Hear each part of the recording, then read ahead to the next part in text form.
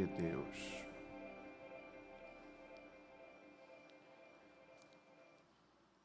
Lucas capítulo 18.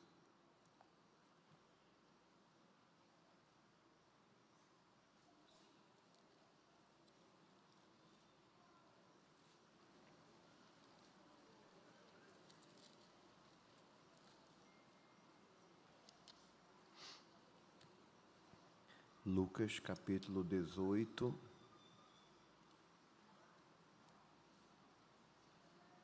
versículo 1 até o versículo 8.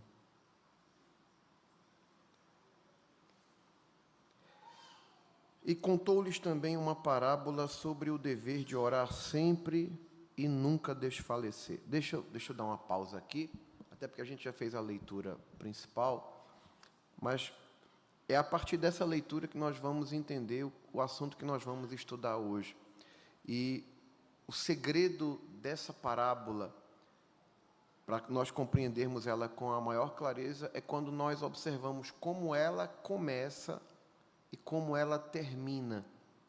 Porque a forma como ela começa depende do conceito que é aplicado quando ela termina, né?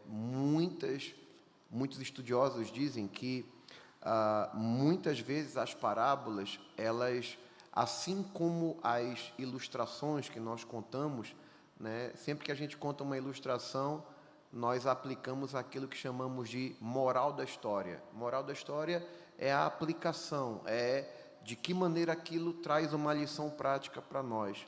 E nas parábolas de Jesus, isso também acontece. Eu não quero aqui encher você de ideias, mas há inclusive quem acredite que na parábola do filho pródigo, o objetivo principal de Jesus não é apenas falar do filho pródigo que se perdeu, mas é chamar a atenção para o sentimento do irmão dele quando seu irmão vem, né, daquela vida dissoluta, é recebido pelo pai. E há intérpretes que defendem que a razão por que Jesus conta a parábola do filho pródigo, depois de ter falado de outras coisas perdidas, no caso do filho pródigo, é para ir além do sentimento de restauração do filho pródigo e abordar o sentimento de quem ficou em casa e nunca saiu para conhecer, né, a vida no mundo. Mas não é o assunto de hoje aqui, é apenas para chamar a atenção que às vezes nós nos prendemos ao histórico da parábola e não damos tanta importância à conclusão, porque muitas vezes é na conclusão que nós compreendemos a lição mais importante. Um exemplo disso, a parábola do joio e do trigo, né? Que a lição principal ali, quando Jesus conta a parábola do joio e do trigo, que fala que o inimigo veio e semeou o joio, e quem conhece, né, de plantação, sabe que são duas vegetações, diante dos olhos, são idênticas. Você pega o trigo, pega o joio, não tem como diferenciar. E o que acontece? Na parábola, os discípulos, na parábola, o Senhor Jesus diz que o primeiro intuito é que se arrancasse o joio para que não prejudicasse a plantação do trigo. Mas aí o Senhor ensina na parábola que diz que não, deixa crescer os dois juntos, porque no final, na hora da colheita, é que se faz essa separação. Ou seja, a aplicação principal está na sua conclusão. Isso acontece em algumas parábolas, e especialmente aqui na parábola do juiz iníquo, que começa dizendo: contou-lhes também uma parábola sobre o dever de orar sempre e nunca desfalecer. O propósito dessa parábola é ensinar aos seus ouvintes sobre a perseverança na oração. Porque quando você começa a ler a parábola, Jesus vai contando de uma viúva que insistentemente pedia a mesma coisa ao juiz iníquo: julga a minha causa, né? Faze justiça perante os meus adversários. O problema daquela viúva da parábola não era ter coragem para ir até o juiz, não era ter, como é que eu posso dizer, porque tem pessoas que têm timidez, né? Precisam vencer a timidez e às vezes têm dificuldade de expor seu problema para determinado tipo de pessoa. Esse também não é o problema dela. Ela vai, insiste, ela fala o que tem que falar, só que a parábola não trata só sobre isso. O cerne da parábola, o propósito principal é a perseverança, é a insistência, porque começar a apresentar uma causa não é algo difícil. A maioria de nós faz isso. O desafio é continuar insistindo em uma causa até obtermos resultados. E aqui ele diz: contou-lhes uma parábola sobre o dever de orar sempre e nunca desfalecer, dizendo: havia numa cidade um certo juiz que nem a Deus temia, nem respeitava homem algum. Havia também naquela mesma cidade uma certa viúva, e ia ter com ele, dizendo: faze-me justiça contra o meu adversário. E por algum tempo não quis, mas depois disse consigo, isso o juiz: ainda que não temo a Deus, nem respeito aos homens, todavia, como esta viúva me molesta, me incomoda, me aborrece, hei de fazer-lhe justiça, para que, enfim, não volte e me importune muito. Jesus agora faz a aplicação. Disse o Senhor: ouçam o que diz o juiz injusto, e Deus não fará justiça aos seus escolhidos que clamam a Ele de dia e de noite, ainda que tardio para com eles? Ele está fazendo uma aplicação. Ele está dizendo: ouçam o que o juiz iníquo disse, né? O que é que o juiz, o que é que ele alega ali? Eu não temo a Deus, não respeito homem algum, ou seja, não tem nada que me obrigue a atender essa mulher. Mas por causa da insistência dela, né, que fica todo dia no meu pé, repetindo a mesma coisa, ainda que eu não tenha obrigação, para fugir desse incômodo, eu vou fazer o que ela está me pedindo. Aí Jesus faz um paralelo dizendo: ouçam o que ele disse, né? Se um juiz iníquo faz isso, imagine o Deus que não fará justiça aos seus escolhidos, clamam a ele dia e noite. Ainda, né, aqui é na percepção nossa, ainda que pareça tardio para com eles, Jesus diz: digo-vos que depressa lhes fará justiça. Só que aqui na conclusão ele diz: quando, porém, vier o Filho do Homem, porventura achará fé na terra? E aqui nós temos um ponto que é extremamente carente da nossa atenção. Jesus ensina que o segredo do sucesso na oração, né? Claro que existem outros fatores, né? Orar segundo a vontade de Deus, né? Se vós estiveres em mim e minhas palavras estiverem em vós, pedireis tudo o que quiseres e vos será feito. Então tem que haver essa sintonia de nós orarmos segundo aquilo que os critérios da palavra de Deus estabelecem. Mas não basta nós orarmos apenas segundo a palavra de Deus. Um elemento extremamente necessário é a perseverança, é a insistência.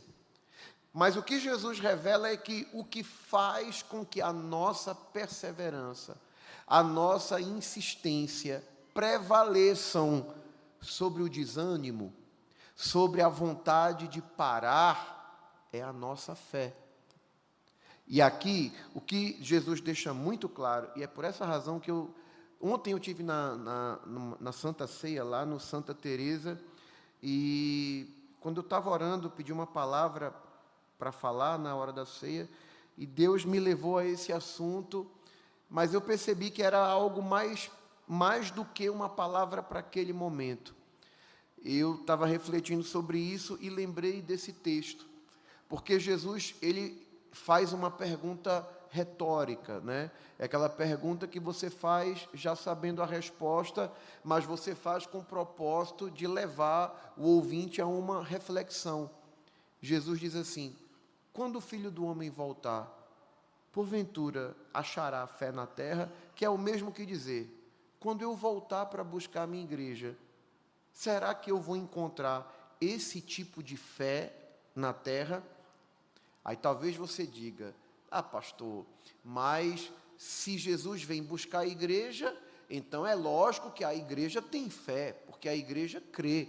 Mas a gente precisa entender, e é nesse aspecto que eu senti o desejo de compartilhar esse assunto, é que na Bíblia, embora a palavra fé seja uma palavrinha bem simples, bem pequenininha, mas ela tem diferentes significados.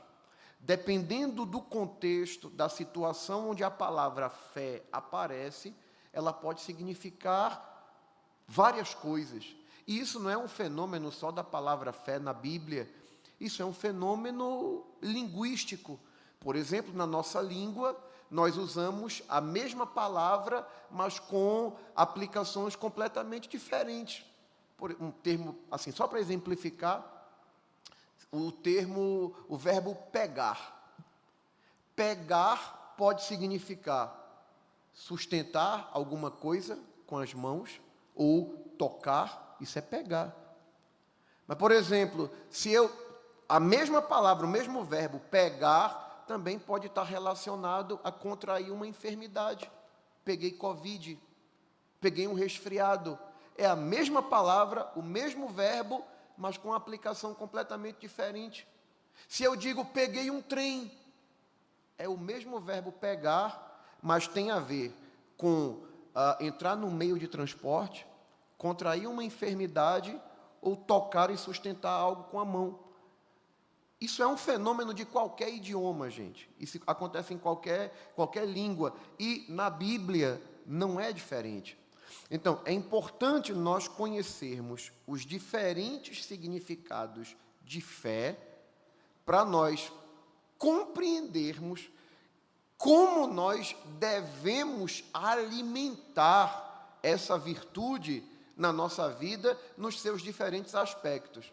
Quando Jesus diz assim, quando o Filho do Homem voltar, porventura ele vai encontrar fé na terra, essa fé que ele está falando é a fé como convicção, como certeza, como aquele posicionamento dentro de nós que nos motiva a insistir. Ainda que eu ainda não tenho, mas eu creio que eu vou alcançar. É essa fé que ela atua, entre outras, né? Mas a fé como convicção, ela tem um aspecto muito prático, porque é esse tipo de fé que nos leva à perseverança na oração. Entenda que é diferente a fé como crença em um conjunto de doutrinas. Esse tipo de fé é diferente da fé como convicção. Vou dar um exemplo claro. Por exemplo, quando você fala, eu creio na Trindade, você está dizendo que você crê em tudo aquilo que a palavra de Deus revela acerca desse assunto, de que existe um único Deus, mas que subsiste em três pessoas diferentes, Pai, Filho e Espírito Santo. Isso é o quê? Isso é um dos pontos da nossa declaração de fé. Quando nós falamos da fé evangélica, nós estamos falando de um conjunto de crenças. Por exemplo, a fé evangélica pentecostal, ou a confissão de fé das Assembleias de Deus, aquilo que chamamos de credo, né? O que nós cremos. Nós cremos que Jesus nasceu de uma virgem, nós cremos, por exemplo, na atualidade dos dons espirituais, que o Espírito Santo é o mestre superior da igreja, quem conduz a igreja. Nós cremos na condenação eterna dos ímpios. Tudo aquilo que diz respeito ao conjunto de crença aquilo que aprendemos na escola dominical, na teologia, isso é fé como um conjunto de crenças ou ensinamentos dos apóstolos. Quem entendeu isso, diga amém.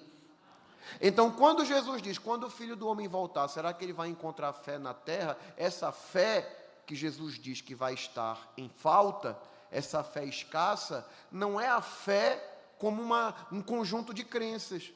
Porque tem muita gente que crê que Deus existe, que crê que Deus faz milagre, que crê que Deus ressuscita mortos, que crê que Jesus batiza com o Espírito Santo, ou seja, na sua mente, a pessoa crê em tudo isso. Mas aí, quando vai para o aspecto prático, aí é que você encontra a diferença. Você pergunta para um evangélico pentecostal, você crê em tudo isso que eu acabei de falar? Ele vai dizer, creio.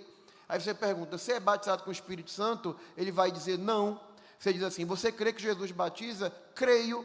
Mas aí quando você vai olhar o aspecto prático, a convicção, a certeza, tipo de alguém que está buscando algo que é uma promessa, e essa pessoa não está buscando, a fé que está faltando não é a fé como crença, é a fé como certeza, convicção, como aquilo que nos motiva a caminhar em direção a um propósito. Quem está entendendo, diga amém.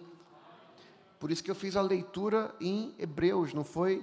E eu vou refazer. Então, primeira coisa que a gente... Por que eu estou chamando a atenção para esse assunto? Porque, gente, nós não temos nenhuma dúvida de que estamos nos últimos dias. E a gente sabe que por estarmos nos últimos dias, um dos aspectos ou um dos indicativos de que nós estamos nos últimos dias é essa falta de fé, essa falta de perseverança, essa falta de insistência, de luta. Por exemplo, o que eu estou te falando aqui é muito fácil de verificar. Quando você olha para as gerações, eu não digo nem gerações, você olha uma geração atrás.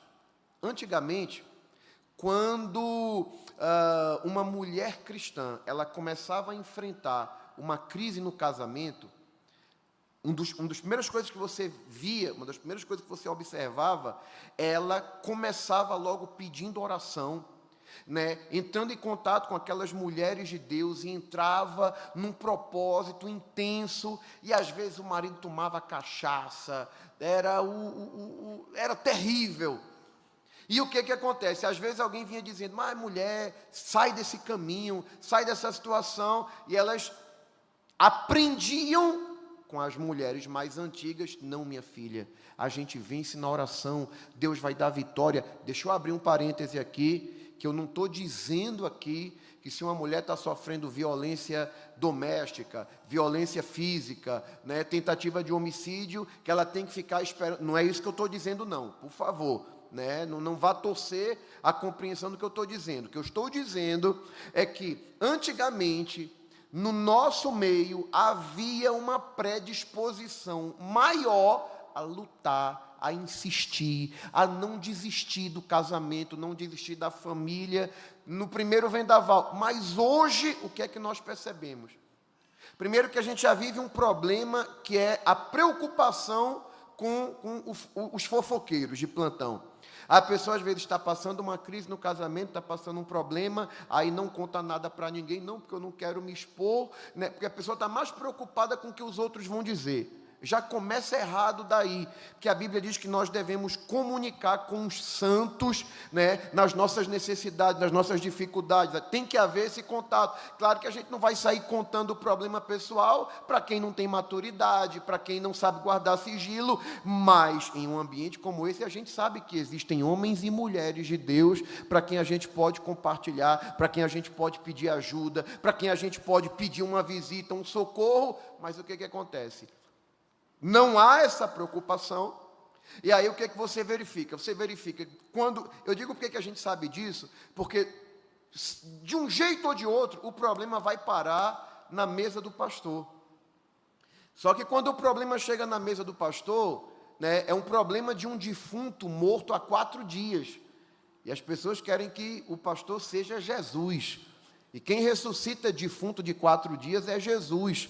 Pastor trabalha com a palavra, pastor trabalha com ensinamento, pastor trabalha com aconselhamento, com orientação. Aí o que acontece? Quando chega, já chega a bomba, já estão se agredindo verbalmente, fisicamente, já está, imagine alguém que tem a oportunidade de ir no médico, dizer, doutor, eu estou com um nódulo aqui no seio, está me incomodando, vamos fazer um exame? É muito mais fácil fazer uma punção, se perceber que é probabilidade de ser maligno, ele vai lá, remove o nódulo e a mulher persevera com a sua saúde normal. Diferente é quem está preocupado, não, eu não quero expor questões pessoais, aí fica guardando, escondendo tudo, aí quando chega, já está com câncer em metástase. Aí eu já ouvi, um grande amigo meu, disse que foi uma das coisas mais tristes que ele ouviu, foi da boca do médico que atendeu a mãe dele, e o médico dizia assim, ô dona fulana, se a senhora tivesse chegado aqui há mais tempo, daria tempo da senhora viver mais, a senhora poderia viver mais tempo, passar mais tempo com seus filhos e com seus netos. Claro que eu estou falando de uma enfermidade, mas tem problemas que às vezes levam à destruição de um lar. Por quê? Porque as pessoas perderam esse princípio de fé. A fé que insiste, a fé que luta, a fé que parte para a guerra, a fé de alguém que diz assim, eu não desisto, né? Que nem eu ouvi uma vez uma irmã que chegou em casa, ela crente, né? Estava entusiasmada com a fé, e o marido envenenado, porque ela não ia mais para as farras com ele e tal, e ele chegou para ela e disse, escolha, ou eu ou o seu Jesus, porque não vai dar para você ficar com os dois. Ela disse, eu nem desisto de você e nem deixo meu Jesus, porque eu vou ficar com você e vou ficar com meu Jesus, que ele vai lhe transformar. Mas hoje em dia, gente, ninguém quer mais pagar o preço, ninguém quer mais lutar. Não, primeiro que eu não quero nem me expor, né? Às vezes a pessoa está com problema com o filho, problema com a filha, aí não fala nada e não sei o que e tal, aí... Mas qual o problema disso? O problema é porque a fé, como convicção, como segurança, ela me leva a entrar numa causa e a insistir nessa causa até eu encontrar um resultado. E é justamente isso que Jesus apresenta como uma das características do tempo do fim. Quando o Filho do Homem vier para buscar a sua igreja, quando o Filho do Homem voltar, porventura achará fé na terra. Quando ele fala fé, está se referindo à fé dessa viúva, uma mulher insistente. Mas pastor, se o senhor sabe então que esse é um dos fenômenos dos últimos dias, é justamente por isso, porque eu entendo que a igreja do Senhor, ela tem que andar na contramão daquilo que é negativo em todos os aspectos. A gente sabe que a igreja do fim na Bíblia, ela é representada pela igreja de Laodiceia, que é uma igreja acomodada. Era a igreja que dizia, é a última igreja das 7 igrejas citadas em Apocalipse, e nós entendemos que a igreja de Laodiceia é a igreja do tempo do fim, porque é a igreja que diz assim, rico sou, estou enriquecido e de nada tenho falta. Olha que declaração. Você acha que alguém diz assim, eu tenho tudo que eu preciso, estou rico, estou enriquecido, não preciso de nada. Tu acha que uma pessoa dessa é a pessoa que está em círculo de oração? É a pessoa que está orando de madrugada? Alguém que está dizendo, estou rico, não preciso de nada? Tá, não, por quê? Porque está vestida com a vestimenta da acomodação. O problema é que a igreja de Laodiceia estava super descansada, super tranquila, porque dizia, estamos bem demais. Laodiceia, uma cidade próspera. Primeiro hospital oftalmológico que se tem notícia, ficava em Laodiceia.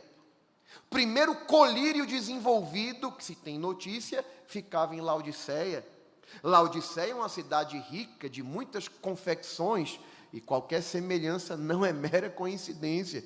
E o que acontece? Laodiceia prosperou e disse, estamos ricos, não precisamos de nada. Jesus fala com a igreja de Laodiceia e diz assim, Conheço as tuas obras. Tu dizes assim, rico sou, estou enriquecido, de nada tenho falta, mas tu não sabe que é pobre, cego, desgraçado e nu.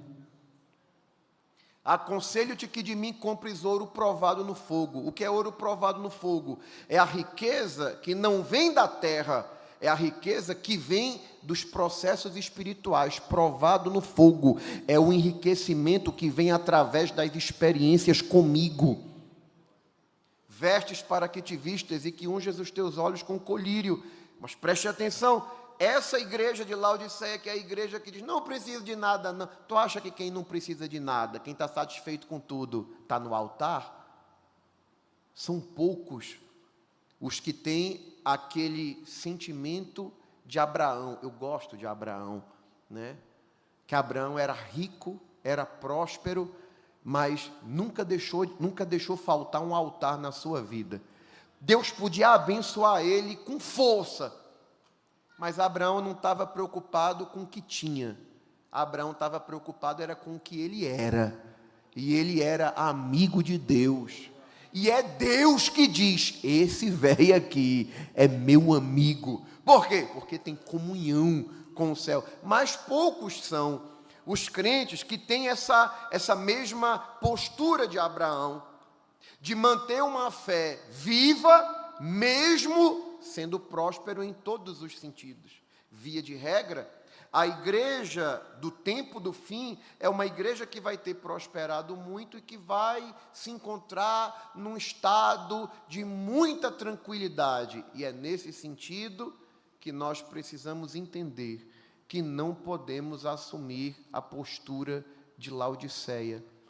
Nós precisamos entender a fé em todos os seus aspectos e procurar vivenciá-la de todas as formas possíveis. Isso é tão sério, gente, que quando o apóstolo Paulo, ele fala para uma igreja que estava surfando na onda dos dons espirituais, né, super encantados porque não faltava nenhum dom para eles, aí Paulo vai quebrar um pouco essa infantilidade dos crentes de Corinto, né? Porque os crentes de Corinto, os cultos lá, o que acontece? Os cultos estavam já virando uma bagunça, já não tinha mais ordem, já não tinha mais hora para acabar. Claro que eu estou dizendo que, eventualmente, um culto pode se estender? Claro que pode. Uma ação do Espírito, uma direção de Deus, um culto pode se estender? Pode, mas isso não é regra, isso é exceção. A regra é que as coisas têm ordem e decência. Mas a igreja de Corinto estava uma bagunça, porque tinha muito dom, muita profecia, muito milagre, aquela coisa toda. Aí Paulo vai quebrar isso aí, dizendo, olha gente, ainda que eu falasse a linguagem dos homens e dos anjos, mas se eu não tiver amor, isso aí não vai me servir de nada, né? Você como um sino fazendo barulho. E ele começa a falar da excelência do amor. Só que ele conclui o capítulo 13 com uma declaração importante. Ele diz assim, agora, pois, permaneçam esses três: fé, esperança e amor. As três virtudes, porém, a maior delas é o amor. Mas por que o amor é a maior das virtudes? Eu já falei isso, acho que alguns de vocês já aprenderam. Primeiro vamos segurar isso aqui. Paulo diz, permaneçam. Lá atrás, ele está falando dos dons espirituais. A gente não tem domínio sobre os dons, porque os dons se manifestam conforme a vontade do Espírito Santo. Ele diz, mas a manifestação do Espírito é dada a cada um para o que for útil. Diz assim, em um só e o mesmo Espírito opera essas coisas, repartindo a cada um como quer. Então, quem profetiza não profetiza porque quer, é por impulso, mediante a vontade do Espírito Santo. Ou seja, é uma coisa que não depende de nós. Quem está entendendo, diga amém. Agora, fé, esperança e amor é com a gente. E fé, esperança e amor não é para um momento da vida da gente. Não é para quando eu sou novo convertido e estou super empolgado. Não. Paulo diz, agora, pois, permaneçam. As três âncoras que o crente deve ter na sua vida: fé, esperança e amor. Por que que o amor é a maior das virtudes? Simples, porque fé e esperança têm data de validade. A gente precisa de fé e de esperança enquanto a gente está na terra. Quando Jesus voltar e a gente estiver no céu, ninguém vai precisar mais de fé, ninguém vai precisar mais de esperança, porque a gente vai estar vivendo tudo que a gente tinha como promessa, a gente vai ver como Ele é, ser semelhante a Ele, vai experimentar tudo, então ninguém vai precisar nem de fé, nem de esperança. O amor é a única virtude que vai perdurar por toda a eternidade, é por isso que é a maior das virtudes, mas como nós ainda não chegamos no céu, nós precisamos de fé, esperança e amor. Hoje eu não vou falar nem da esperança, nem do amor, mas vamos meditar sobre fé. O conceito de fé aparece na carta aos Hebreus, no capítulo 11, quando ele diz: ora, a fé é o firme fundamento das coisas que se esperam e a prova das coisas que se não veem. Esse aqui é o conceito de fé como convicção, como certeza. E é apenas vivendo esse conceito que eu sou capaz de olhar para as situações adversas e continuar crendo, ainda que tudo que se apresente para mim contradiga as minhas expectativas. Quem está entendendo diz amém. Esse teu amém está sonolento, né? Mas vamos lá. Então, apenas quando eu entendo acerca de um firme fundamento, de algo que eu espero, e a prova, a certeza, a convicção de algo que eu não estou vendo, é essa convicção que me faz avançar, mesmo quando diz o contrário, que é a prova daquilo que não se vê. Eu expliquei ontem lá no Santa Teresa, né, que o conceito de fé aparece na carta aos Hebreus, porque os cristãos hebreus, eles tinham dificuldade de lidar na prática com esse conceito, porque a convicção deles estava muito atrelada aos sentidos, ao que pudessem ver, ouvir, tocar, né? Começou lá no Egito, tipo, a casa que tiver o sangue, né, quando na noite que foi instituída a Páscoa, né, aí matavam o cordeiro, pegavam sangue e colocavam no umbral das casas. A casa que tiver a marca do sangue, destruidor vem, ele vai ver a marca do sangue e vai pular por cima. Veja que coisa interessante. Claro que aquilo tinha toda uma aplicação que apontava para um sacrifício futuro. Mas para o judeu, tinha que ter uma marca visível. Na casa de Raabe, tinha que ter um fio de escarlata, um fio vermelho.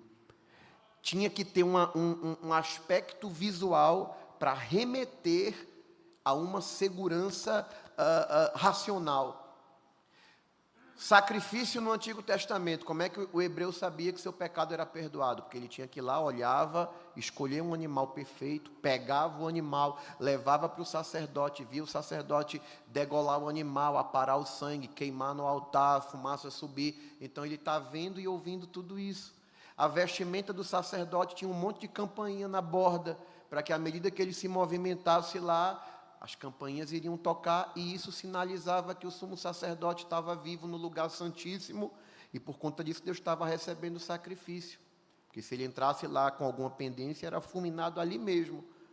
Então, mas perceba que, quando você estuda a carta aos Hebreus, você vai percebendo que esses crentes hebreus aqui, na sua maioria, eles se converteram lá em Atos dos Apóstolos, capítulo 2, com a pregação de Pedro.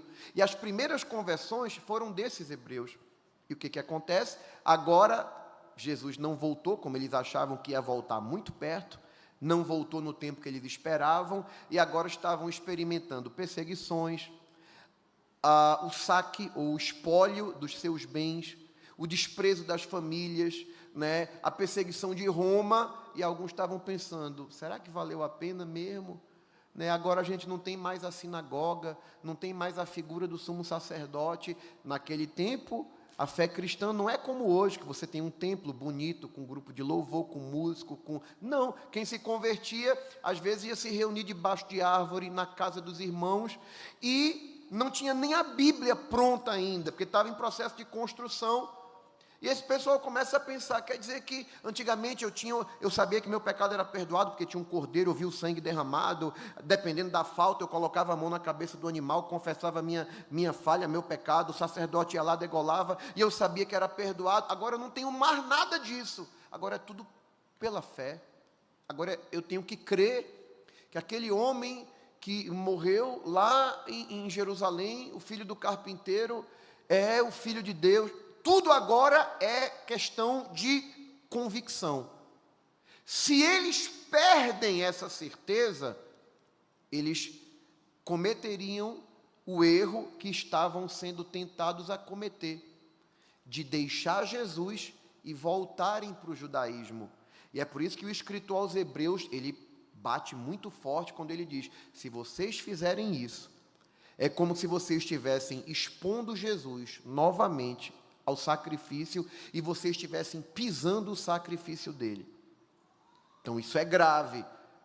Uma vez que vocês experimentaram tudo isso, eles viram os milagres, gente, experimentaram tudo isso, mas estavam pensando em voltar atrás. E qual era o problema deles de seguirem em frente? Lá no capítulo 10, ele diz assim: porque necessitais de paciência. Você sabe que paciência aqui, paciência não é aquela ideia da pessoa que demora a se estressar. Não, paciência aqui, no termo original grego, é perseverança. Ele está dizendo, porque vocês precisam de perseverança, ou seja, de capacidade de permanecer, de insistir, mesmo quando as circunstâncias não estão favoráveis. Mas o que é que me faz insistir, lutar, permanecer, quando tudo está contra mim? Fé. Aí é nesse contexto que ele vai apresentar a definição, dizendo, vocês precisam de paciência, para que, depois de haverem feito a vontade de Deus, vocês possam alcançar a promessa. Porque ainda um pouquinho de tempo que há de vir virá e não tardará. Mas o justo viverá da fé. E se ele recuar, a minha alma não tem prazer nele. Então, o que o escritor está dizendo é que o que o justo precisa para poder avançar, perseverar, ao ponto de, mesmo em meio às dificuldades, mas ele insiste até fazer a vontade de Deus, e depois de fazer a vontade de Deus, ele possa alcançar a promessa. Ele só consegue fazer isso se ele viver da fé. Essa falta de fé, como convicção, como segurança, se ele não tiver, ele recua. E o escritor diz, aqui é Deus que toma os lábios, a mão do escritor, e diz assim, se ele recuar, a minha alma não tem prazer nele. Nós, porém, não somos daqueles que se retiram para a perdição, mas daqueles que creem para a preservação da alma, e logo a seguir ele apresenta o conceito de fé, o que é fé. Mas para a gente entender isso e não fazer confusão, vamos juntar o quebra-cabeça. Eu estou vivendo nos últimos dias, e Jesus diz que os últimos dias é uma característica deles, a falta de fé como convicção. No entanto, o apóstolo Paulo diz que 3 virtudes, pode ser que eu não tenha todas as virtudes que eu gostaria, mas Paulo diz, 3 tem que permanecer, fé, esperança e amor. Então eu tenho que ter fé. Como é que eu entendo fé? Bom, eu preciso entender, claro, existe uma fé natural, né? A fé natural é a capacidade do ser humano crer em qualquer coisa invisível, entendeu? Então tem gente que crê em comadre fulozinha, tem gente que crê, né? Tem tanta bobagem, né? Que mais? Né? Sei lá, tem tanta coisa que eu não vou nem perder tempo aqui, né? Mas, por exemplo, tem gente que crê Papai Noel. É uma bobagem, tem gente que acredita. Não, tudo bem, mas na fase da infância, né? Mas, por exemplo, tem pessoas adultas, e aqui, lobisomem, né? Mas, por exemplo, quando parte para a questão da devoção, quando uma pessoa, ela sobe uma escadaria de joelhos e arrebenta com os joelhos, ela faz isso porque ela crê que fazendo esse tipo de sacrifício ela vai alcançar uma graça. A gente pergunta, isso é fé? Sim ou não? Sim ou não? Sim, isso é fé.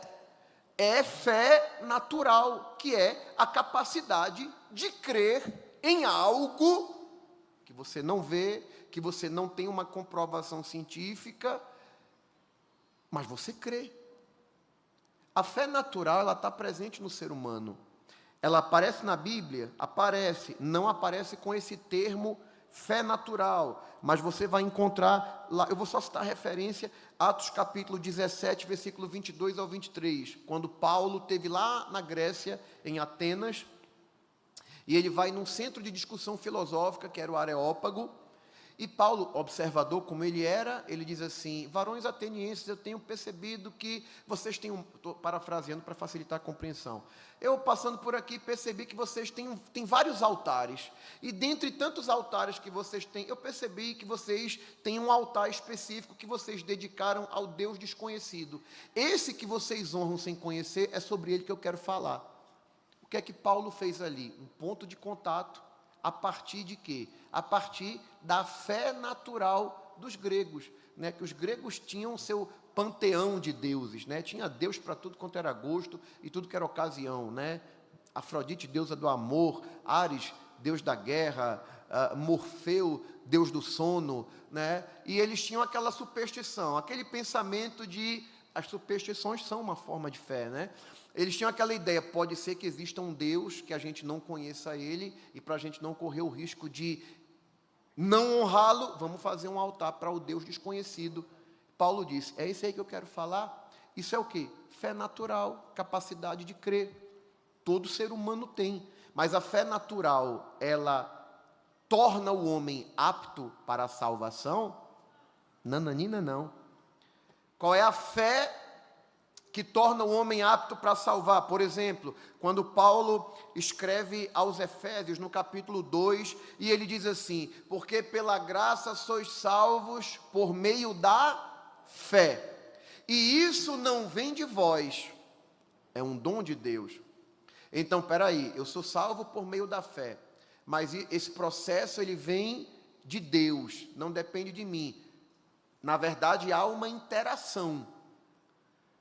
Há uma interação porque essa fé que salva, ou a fé salvífica, ou fé salvadora, como ela é produzida em nós? Fazendo isso que eu estou fazendo aqui com vocês agora. Porque a fé vem pelo eu ouvir a palavra de Deus. Ainda assim, depende de uma decisão do ser humano.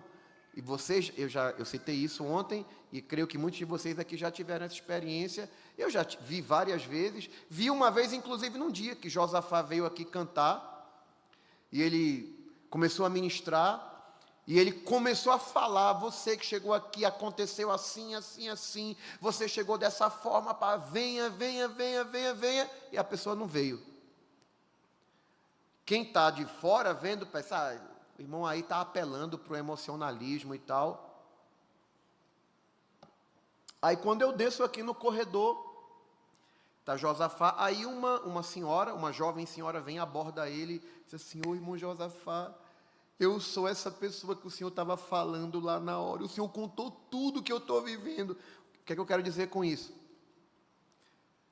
Existem pessoas que elas têm a fé suficiente para tomar a decisão que a leve à salvação.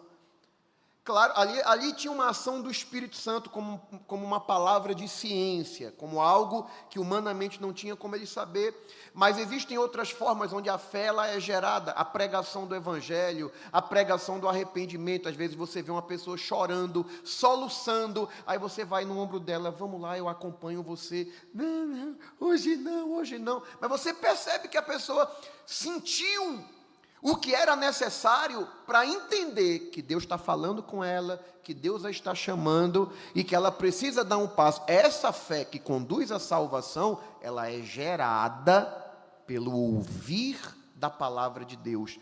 E eu digo mais, não apenas a fé para a salvação, mas a fé também como incentivo para crer no sobrenatural, na atuação dos milagres. Eu já vi gente que viveu milagres porque se encontrou na seguinte situação. Eu lembro de uma vez de um irmão, um missionário que ele trabalhou na Argentina, em Alejandro Cor, e aí ele conta que um irmãozinho foi na casa do pastor, foi no gabinete pastoral, porque estava precisando de uma oração, queria que o pastor ungisse ele. Ele estava muito enfermo e estava muito angustiado. E ele chegou lá no gabinete e disse, pastor, está aí? Aí o irmão disse, tá não, o pastor saiu, ele só volta outro dia. Aí ele, meu Deus, eu vim para o pastor me ungir, ele numa angústia muito grande. Aí, na hora que ele está nesse dilema, ele lembra de uma pregação que ele tinha escutado, justamente naquela pregação, aquele texto de Atos dos Apóstolos, que fala quando Paulo estava em Éfeso, que Paulo pegava o avental dele e colocava sobre os enfermos, né, ou sobre os endemoniados. Aí o irmão lembrou dessa pregação, aí disse para o irmãozinho que estava no gabinete, pastor, não está aí não? Está não. Mas aquilo que está ali, na poltrona dele, aquele é o paletó dele, ele disse, o senhor entra comigo ali na sala do pastor? O irmão entra. Aí ele foi lá, pegou o paletó. Gente, isso é uma questão de fé, e isso aqui também, entenda, isso aqui não é regra, entendeu? Isso é uma questão pessoal, porque fé é uma parada pessoal. Ele chegou no gabinete, pegou o paletó do pastor e vestiu nele. Na hora que ele vestiu, ele foi curado na hora. Existe a fé, por exemplo, como dom espiritual. A fé como dom, ela está na primeira carta de Paulo aos Coríntios, capítulo 12, versículos 7 ao 9. Aqui não está falando de conjunto de crenças, aqui não está falando de fé natural, aqui não está falando de fé salvadora, aqui está falando da fé como um dom espiritual. 1 Coríntios, capítulo 12, versículos 7 ao 9, aqui ele está falando da manifestação dos dons espirituais, ele diz, mas a manifestação do Espírito é dada a cada um para o que for útil, porque a um pelo Espírito é dada a palavra da sabedoria, e a outro pelo mesmo Espírito a palavra da ciência, e a outro pelo mesmo Espírito a fé. Olha aqui para mim, quando ele diz, e a outro pelo mesmo Espírito a fé. Mas que fé é essa aqui? É a fé para a salvação? Não, porque ele está falando para a igreja, está falando para os salvos, não está falando para o pecador, não está falando como um conjunto de crenças. Essa fé aqui não é um conjunto de crenças, porque um conjunto de crenças você conhece a partir do ensino, e quem ensina são os ministros, não é o Espírito Santo que ensina para a gente as doutrinas bíblicas. Então, quando ele diz de uma manifestação do Espírito, que é dada a cada um, e esse mesmo Espírito, ele manifesta os seus dons, dando a palavra da sabedoria para um, a palavra da sabedoria para o outro, a fé aqui é um dom espiritual. E a fé como um dom espiritual, ela está na classificação dos dons de poder. Você sabe que os dons estão divididos em 3 categorias: dons de elocução, palavra da sabedoria, variedade de línguas, interpretação das línguas e profecia. Isso, obrigado. Dons de inspiração, palavra da sabedoria, palavra da ciência, discernimento de espíritos é chamado discernimento de espíritos, porque é o dom que identifica as manifestações, se vem do Espírito de Deus, do Espírito do homem, que é o que mais acontece, na maioria das vezes, são as emoções, e do espírito maligno, por isso que é chamado de discernimento de espíritos. Então, são dons de elocução, dons de inspiração, os dons de elocução têm a ver com o instrumento da fala, os dons de inspiração têm a ver com o saber de forma sobrenatural, palavra da sabedoria, palavra da ciência, discernimento de espírito, e os dons de poder, que são a terceira categoria. Os dons de poder estão classificados como o dom da fé, os dons de curar e os dons de sinais, prodígios e maravilhas. A fé, nesse contexto aqui, ela é um dom. Acredita-se que manifestou-se na vida de Pedro, quando, entenda que não é todo o tempo que Pedro faz isso. Uma prova disso é que o apóstolo Paulo era um homem profundamente usado por Deus, mas teve companheiros de Paulo que ficaram enfermos e Paulo não foi usado para curá-los. Por quê? Porque não depende do vaso, como a gente chama, mas depende do Espírito Santo. Mas no caso de Pedro e João vão lá para o templo, né, perto da hora da oração, aí está lá um aleijado e diz assim, dá uma moedinha aí, rapaz, não tenho nada, né, mas olha aqui para nós, não tem ouro nem prata, mas o que temos te damos em nome de Jesus. Pô, o camarada levantou. Dom da fé, o Espírito Santo gera em Pedro uma fé sobrenatural para aquele momento efetuar uma tarefa específica. Como é que a gente sabe que é um dom? Porque você diferencia muito fácil. Uma coisa é fé como crença, outra coisa é fé como dom. Fé como crença. Se você pergunta numa igreja dessas, quantos creem que Jesus ressuscita um morto? Todo mundo aqui vai dizer que crê. Mas aí você diz assim, então quem está disposto a ir num velório e orar pelo defunto? Aí ninguém vai, porque vai dizer o quê? Porque Deus não mandou. Apesar da simplicidade, esse é o conceito do dom da fé. Porque o dom da fé depende de uma manifestação do Espírito Santo para uma fé sobrenatural. Eu já contei isso aqui, né? A gente está vivendo um tempo de tanta incredulidade que a gente perde até um pouco a graça de contar as coisas, mas eu conheci esse irmão, inclusive, ele, não sei se Salomão está por aqui, ele já veio aqui em Santa Cruz, é um amigo meu de oração de muitos anos, desde quando eu era solteiro. Uma vez um irmão foi chamar ele para ir num círculo de oração que era muito frequentado, lá em Lagoa de Itaenga. Lá em Lagoa de Itaenga, tem como a gente chegar em Lagoa de Itaenga por dentro de Carpina pelos canaviais. Era uma congregação que ficava no meio de um canavial, chamava Sítio Marreco. E um irmão chegou lá na casa desse irmão, que é um amigo meu, capaz dele estar me assistindo, e disse assim, fulano, senti um desejo muito grande de ir lá para o Marreco, vim te chamar para a gente ir, porque eu não tenho transporte, e eu lembrei que tu tem aqui o teu Fusquinha.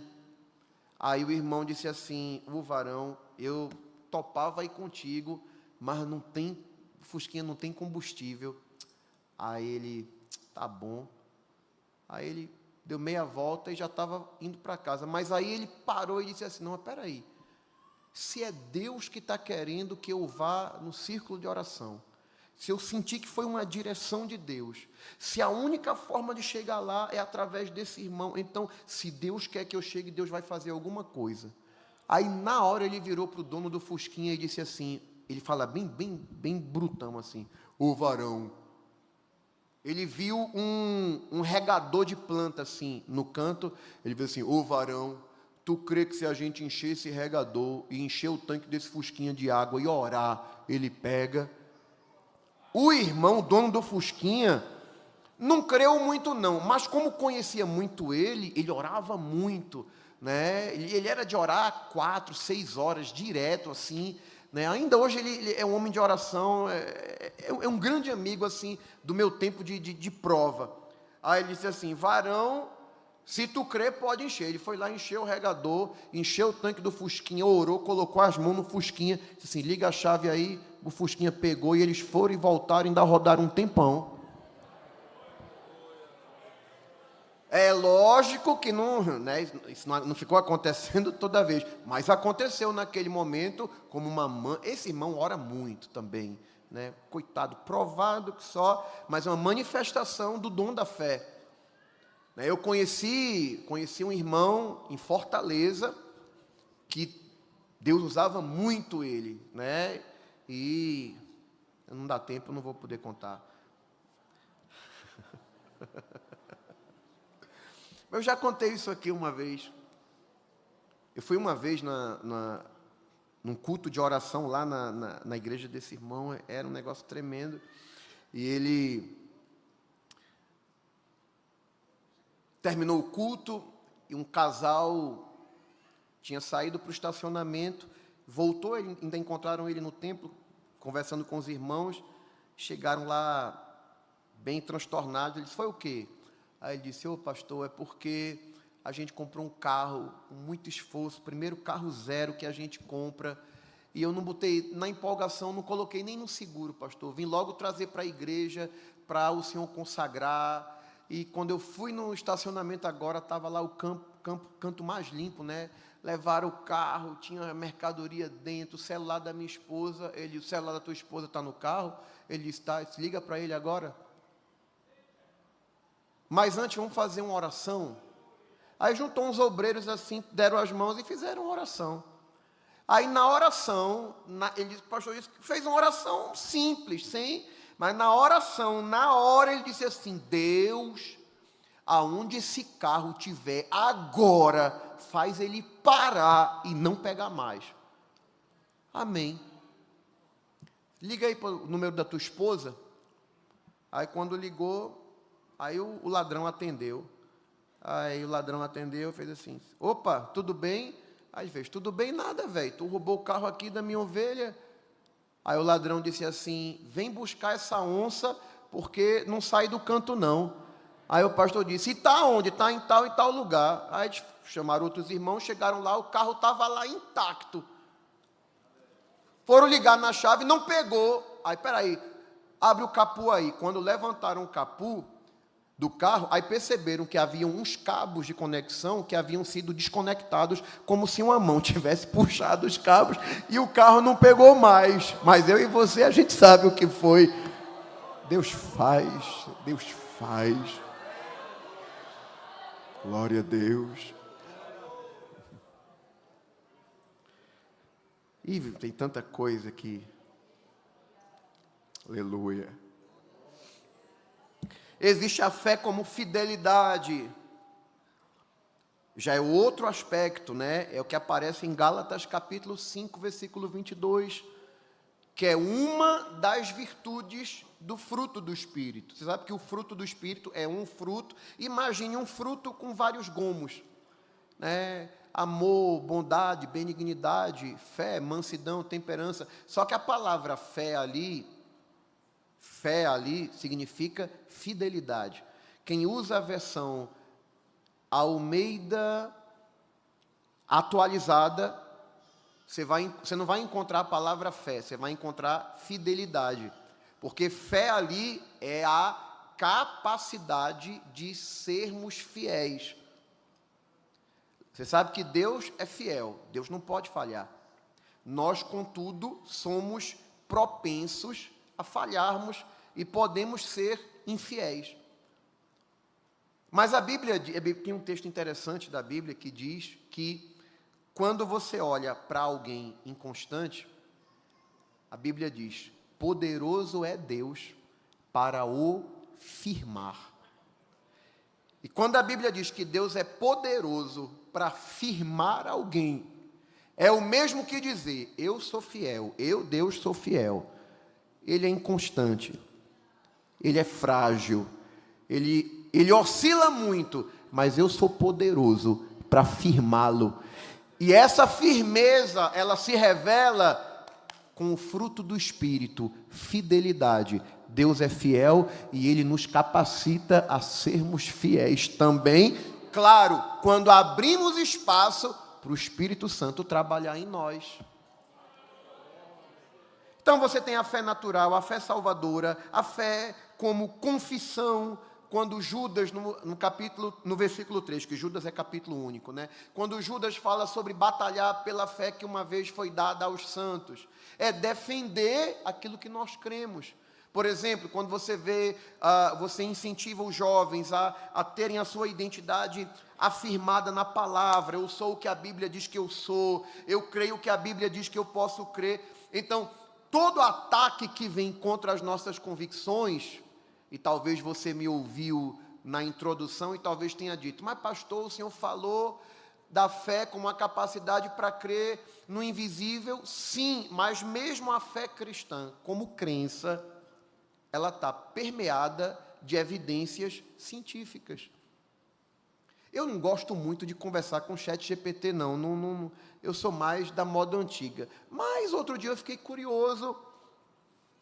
E aí eu fui perguntar para o ChatGPT, você sabe que é uma inteligência artificial, né? E aí, ChatGPT, com base no teu conhecimento, com as informações que você tem, de acordo com o conhecimento que você tem das diversas religiões, qual a religião que tem mais probabilidade de ser a religião correta? E aí ele monta uma resposta extraordinária, mas ele diz que pelas evidências da ciência e pelas evidências dos conceitos teológicos, a religião mais sensata, né, mais propensa a estar dentro da realidade é o cristianismo. Aí quando você vai para a ciência, hoje em dia, né, as últimas descobertas científicas dizem que o universo ele teve início, ele passou a existir. E antes do universo existir, porque se o universo teve início, antes dele iniciar, não havia nem matéria, nem espaço e nem tempo. Então, tempo, espaço e matéria vieram a existir em algum momento. Só que para tempo, espaço e matéria virem a existir, o que deu a causa a isso teria que ser, a causa do início do universo, teria que ser uma causa que estivesse fora do tempo, fora da matéria e fora do espaço.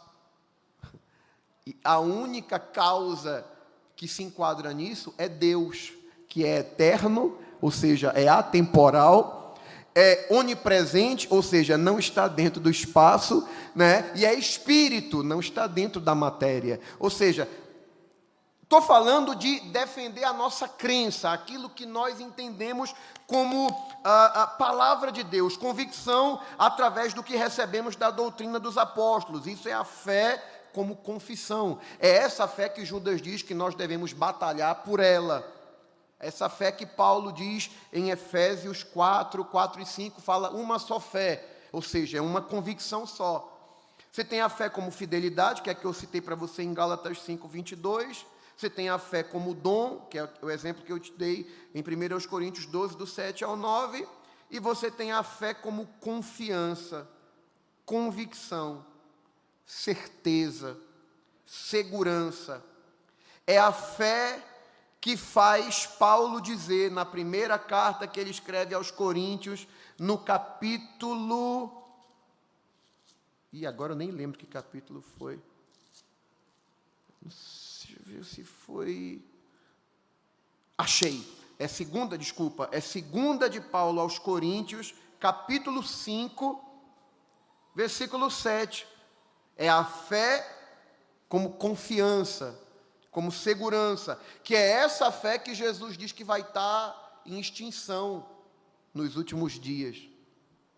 Mas hoje eu entendo que o Espírito Santo está dando uma chacoalhada na gente, para a gente não perder esse conceito como certeza, como confiança, como segurança, que era o sentimento que fazia Paulo dizer, porque andamos por fé e não por vista. Ou seja, ele está dizendo, eu me movo, ou nós nos movemos, tomamos nossas decisões, avançamos, não confiando naquilo que vemos, mas confiando naquilo que cremos por fé. É a fé que Abraão tinha e Ló não tinha. Ló, quando vai escolher para onde ir, ele vai pela paisagem. Quando tiveram que se separar, Abraão, velho crente, disse assim, escolha aí, Ló. Ainda que a prerrogativa era dele, mas quem anda por fé não está preocupado em competir com ninguém. Porque quem anda por fé não precisa querer levar vantagem em cima de ninguém. O segredo não está na estratégia, o segredo está na mão de Deus abençoando ele.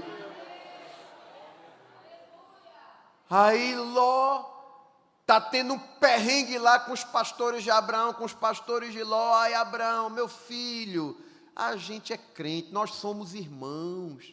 Não vamos estar brigando por picuinha, não. Escolha aí para que lado você quer ir. Se você for para a esquerda, eu vou para a direita. Se for para a direita, eu vou para a esquerda. A Bíblia diz que Ló levantou os seus olhos e viu a paisagem top de linha. A Bíblia diz, está lá em Gênesis capítulo 13, que o que ele viu, a paisagem que ele viu, parecia o jardim do Senhor. Olha, parecia o Éden. Né? Parece aquelas paisagens da Suíça, coisa mais linda do mundo. Ló, quando viu, papai, é aqui que eu vou me fazer, e foi para lá. Mas depois tu continua lendo a história de Ló, tu vai ver como é que ele terminou. Porque quem toma decisão, quem faz escolha, quem se move só por causa do olho grande, pensando na vantagem, termina sem nada, às vezes fugido, né? Arribado, como Ló teve que fugir de Sodoma e Gomorra, porque o resultado final não foi bom. Mas quem anda por fé, lá vai o velhinho, Abraão, nem escolheu para onde ir. Daqui a pouco a voz do Senhor diz assim: Abraão, levanta tu os teus olhos. Que Ló levantou os olhos por conta própria, mas Abraão, até para olhar, era Deus dizendo: pode olhar, meu filho, contemple isso aí tudinho, porque tudo isso aí que tu está vendo é teu, eu estou te dando. Quem anda por fé anda num sentimento de dependência e de convicção de que não é o mercado econômico, não são os especialistas de plantão que eu já vi tanto especialista dar prognóstico. Aqui em Santa Cruz Deus diz assim: mas eu vou abençoar, e ao contrário do que está acontecendo em todos os outros lugares, eu vi crente ser abençoado e prosperar em tempo de crise, porque crente que anda por fé não depende de estratégia. A gente até faz os planos e se preocupa em se resguardar, mas quem anda na dependência do céu, é Deus quem conduz, é Deus quem dirige. Aleluia. É a diferença dos espias de Moisés para Josué e Calebe. Transformaram a bênção em maldição por falta de fé. Passaram 40 dias olhando a terra, voltaram com relatório. Você sabe, quando chegaram na fronteira de Canaã, Moisés mandou 12 homens, vão lá olhar, façam um levantamento de campo e tal, e voltem com relatório. 40 dias depois, chegaram e a conversa começou muito bem. Estou terminando, gente. Gente, a terra é top, é como falaram mesmo, mana, leite e mel. Pomares, é um negócio espetacular. Mas os habitantes de lá são terríveis, são gigantes, são homens de grande estatura, e a gente não pode com esse povo, não. Para eles, a gente é como gafanhoto. Aí começa aquela murmuração, e começa aquela reclamação, e daqui a pouco tá falando mal daquilo que Deus prometeu. Por quê? Porque eles estavam enxergando a dificuldade. Tem gente que às vezes quer a bênção toda prontinha. Né? Vou passar aqui um melzinho, né, na chupeta, tome, meu filhinho. Não, querido, a terra é maravilhosa, agora vocês vão ter que entrar e vão ter que conquistar. Às vezes eu faço aconselhamento pré-nupcial, porque às vezes tem jovem que ele casa, aí acha, não, eu tenho certeza que foi Deus que me direcionou e tal. Não, Deus até pode ter direcionado, né? Às vezes eu percebo umas situações meio esdrúxulas, mas mesmo que Deus tenha direcionado o teu casamento, isso não quer dizer que teu casamento vai vir pronto, não. Tem guerras que tu vai ter que vencer, tem desafios que tu vai ter que vencer. Mas tem gente que nem entrou na promessa, já está falando mal.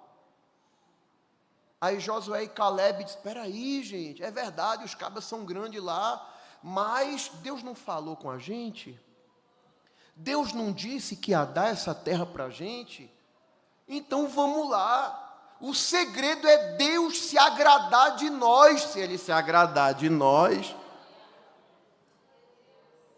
A Bíblia diz que não teve acordo, os homens nem creram, os 10, e ainda influenciaram o povo a ficar contra Moisés, terminou morrendo tudinho. Porque, gente, o perigo do incrédulo é porque o incrédulo, ele, além de não alcançar, ele atrapalha quem quer alcançar. O incrédulo, ele influencia quem está ao redor. É por isso que a gente aprende desde cedo nessa igreja, né? Quando Deus lhe fizer uma promessa, quando Deus lhe disser uma coisa muito grande, não saia dizendo para ninguém, não. Guarda as promessas contigo, porque tem gente que não suporta saber que Deus tem alguma coisa grande contigo. Aí vai dizer, quem tu? Eu ouvi muitas vezes alguém dizendo o quê? De Carpina, saiu um missionário, sai nada, está lá até hoje, plantado lá, não foi para canto nenhum, mas Deus tem tirado, tem levantado, porque Deus tem negócio com quem crê, com quem sabe que Ele é fiel para cumprir. Aleluia! Quando o Filho do Homem voltar, porventura vai achar fé na terra? Deixa eu terminar. Fé como convicção faz a gente ver o que ninguém mais vê. Aleluia. A fé como certeza faz a gente ver o invisível. Dá um glória à terra. Está lá o rei da Síria envenenado. Tem algum X9 aqui no meu exército. Porque toda vez eu armo uma emboscada para o rei de Israel. E sempre que a gente chega lá, ele desviou da emboscada e não tinha como ele saber. Tem alguém aqui que está passando serviço para ele. Aí alguém diz, não, rei. É porque tem um homem de Deus lá em Samaria, que até o que tu fala à noite no teu quarto, Deus revela para ele. E aí, quando o rei vai passar, Deus já tem dito ao profeta, não passa ali não, que tem uma emboscada para tu. Aí o rei da Síria é o quê? Mandou um exército para prender um homem só, Eliseu. Está lá Eliseu em casa, tomou o cafezinho da manhã dele, daqui a pouco só foi os gritos de Geazi, né, o servo dele. Homem de Deus! Olha o problema que é o quê, rapaz? Olha aqui, está tudo cercado, a tua casa está cercada, tem cavaleiro, tem cavalo, tem soldado, é um exército muito grande e tal. E Eliseu está lá, nem aí. Eliseu é um homem de fé. Eliseu já está vendo o que ninguém está vendo. Eu acho que Geazi ficou incomodado com a tranquilidade de Eliseu. Eliseu, negão, vem cá, chega aqui, vem aqui. Senhor, abre os olhos desse moço aqui. Aí Deus abriu os olhos do moço para ele enxergar o que Eliseu já estava enxergando. Carros, cavalos de fogo, um exército muito maior. Porque quem tem convicção do Deus que crê, ele vê o que ninguém mais vê.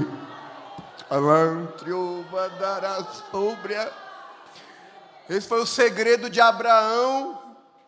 O tempo passava, ele e Sara ficavam mais velhos, mas a Bíblia diz que o segredo de Abraão, para ele ser fortalecido na fé, é que quando dizia o contrário, ele estava dando glória a Deus. Como quem diz, Deus vai fazer. Deus me disse. Quando foi para subir o monte, ele disse para os moços, fiquem aqui, porque eu e o moço, nós subiremos e tornaremos para vós. E o escritor aos Hebreus diz que essa palavra de Abraão era fruto da convicção que ele tinha, de que mesmo que ele colocasse Isaac no altar, cravasse o cutelo no peito de Isaac, queimasse o holocausto, o próprio filho como sacrifício, das cinzas, Deus era poderoso para levantar uma descendência para ele. Oh, glória! É a fé como convicção que faz a gente suportar os processos mais difíceis. Agora é a Vera, vou terminar mesmo. Lembra de Estevão? Um dos primeiros diáconos, né? Estava nos primeiros 7 separados para o diaconato. A Bíblia diz que Estevão era um homem cheio do Espírito Santo e de fé. Aí quando se juntaram para martirizá-lo, matá-lo por apedrejamento. E tome pedra, tome pedra, tome pedra. Eu fico imaginando quem estava ali ao redor. Inclusive, há comentários, quando na conversão de Saulo, quando Jesus disse a Saulo, Saulo, Saulo, por que me persegues? E diz assim, duro é para ti recalcitrar contra os aguilhões. Há estudiosos que argumentam que Jesus usou essa linguagem com Saulo, tipo de recalcitrar contra o aguilhão. O aguilhão era o que mantinha o animal dentro de uma direção. E ele queria resistir. Acredita-se que essa resistência é porque Saulo teria ficado com a sua consciência marcada pelo fato dele ter dado o voto de consentimento na morte de Estevão. É como que aquilo vinha mexendo na consciência dele. Isso é conjectura de alguns estudiosos. Por quê? Porque a visão que Saulo e os demais tiveram ali era uma visão terrível. O pobre do Estevão lá levando pedrada e... Estou terminando, gente, mas não esquece isso aqui não. A tradição dizia que a pedra utilizada para apedrejamento não poderia ser grande demais que não pudesse ser arremessada e não poderia ser pequena demais que não fosse considerada uma pedra. O quadro, a visão que todo mundo estava tendo era terrível. Morte por apedrejamento. Agora, o apedrejado era um homem cheio de fé. Enquanto todo mundo está vendo um homem sendo apedrejado, sangrando, a Bíblia diz que Estevão está vendo o céu aberto. Oh, glória! É por isso que quem tem fé não se prende a olhar quem está lhe apedrejando. Quem tem fé está preocupado em olhar o céu aberto. Deixa apedrejar. É por isso que quem tem fé não guarda mágoa no coração. Porque quem está olhando para a pedrada está querendo marcar quem lhe apedrejou. Mas o olhar de quem tem fé está em cima. Eu estou vendo o meu Jesus de pé. Aleluia. Jesus podia estar sentado, já era uma visão gloriosa. Mas ele viu Jesus em pé, porque Jesus estava de pé para receber o primeiro mártir. Quem tem fé, quem caminha por fé, vê o céu aberto. Deixa jogar pedra, terra. Minha mãe falou que só se joga pedra em árvore que dá bom fruto. O negócio é deixa quem quiser apedrejar, desde que Jesus esteja de pé para olhar e aprovar o teu trabalho. Continua caminhando por fé, porque quem caminha por fé não retrocede, não volta atrás. O justo vive da fé, e se ele recuar, a minha alma não tem prazer nele. Mas nós não somos daqueles que recuam, nós somos daqueles que perseveram para a conservação da alma. Que Deus em Cristo nos abençoe em nome de Jesus.